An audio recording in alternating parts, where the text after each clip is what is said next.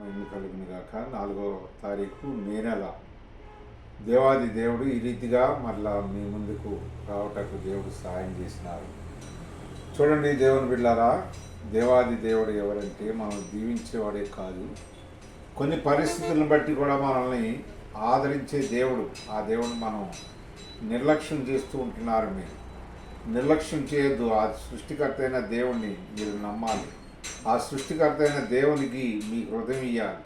చూడండి, బైబిల్లో యెషయా గ్రంథం 66వ అధ్యాయం 13వ వచనంలో దేవాది దేవుడు అంటున్నాడు, ఒకని తల్లి వానిని ఆదరించినట్లు నేను మిమ్మల్ని ఆదరిస్తాను. యెరూషలేములోనే ఆదరణ ఉంది. యెరూషలేము అంటే చూడండి, దేవుని మందిరం, దేవుని యొక్క ఆవరణం, దేవుని స్థలం, దేవుని ఇల్లు.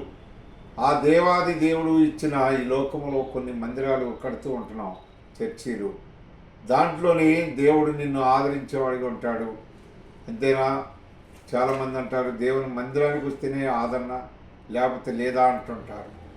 దేవుని యొక్క మందిరం ఎందుకు కడుతున్నారంటే దేవుడు నిలిచే స్థలం, దేవుడు ఉండే స్థలం. ఆ స్థలంలోకి నువ్వు రావాలి అని కోరుతున్నాడు దేవుడు.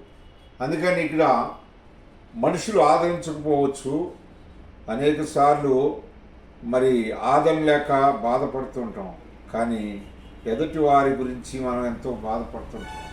చూడండి, ఎందుకంటే ఈ మనిషి ఇలా ఎందుకు అయ్యాడు, అలా ఆదరించేవాళ్ళు లేరా అంటాం.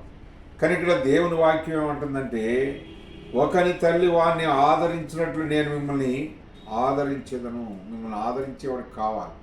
అనేక సార్లు ఆదరణ లేక ఎవరు చూడక పెద్ద వయసు వచ్చింది, మమ్మల్ని చూసేవారు లేక బాధపడుతున్నాం.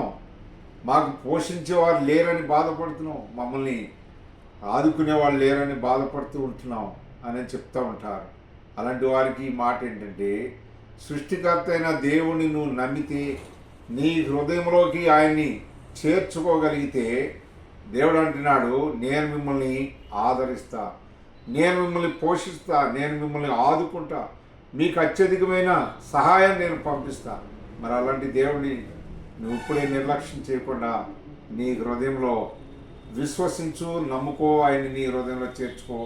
దేవుడు నిన్ను ఇప్పుడే ఆదరించును గాక.